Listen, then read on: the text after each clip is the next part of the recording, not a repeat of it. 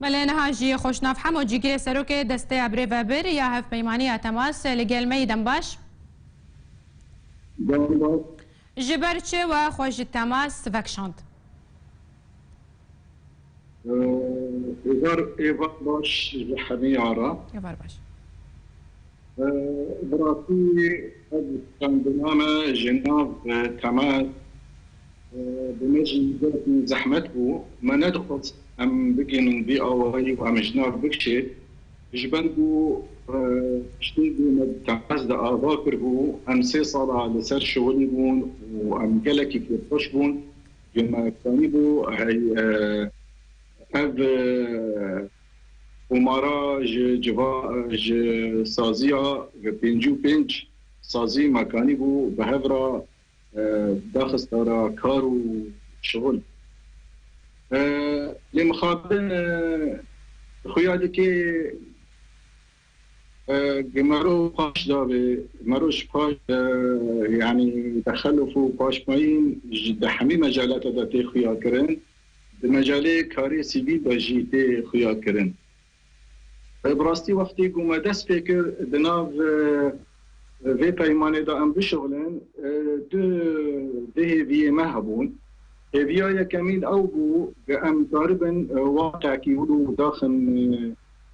کار و میدانی ام کاربن وان سالا دانستاندنا که دنا وان دا چیکن و بهلن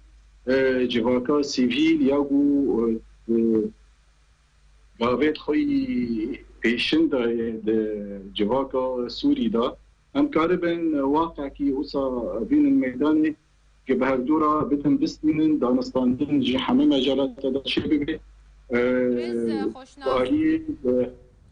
وادي داخواني خود اماجه كربو كو غندالي انكو منك برجواندين كسايتي د و هف بيمانيه د تشيبون وتشاوا افيك اشكره كرن وتشاوا ناسكر اف براستی پشتی اف تشتی ها بری کنفرانسا تحالف چه به هات خیا کرن گلک وقتی گو گلک مشاکل ما هبون و گلک فرسبون گلک برسف جراباتنا لما گش هشتن حتی کنفرانسی بگو امی برسفات کنفرانسی دادن بله ام کشت کنفرانسی من کاری بو برسف جوان پرسنارا بدیتانا بله کردم که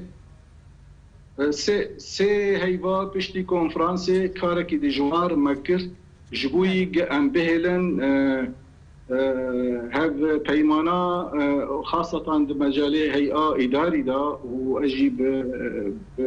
بحكمي از جيجري سروكي تماس بون بله ما قال لك لكن ام آليات جبو جبوق ام قراراتها بشكل آلية اتخاذ القرار يعني بيجن ما تخص ام آليات باش داخل ميداني ماني كاريبو مديد مزاجيات ومزاجك فردي هي بله برز خوشناف همون جيگيري سروك دست ابري وبري هف بيمانية تماس سپاس کو تولگل مبوج عفرينه باوايا کی زندي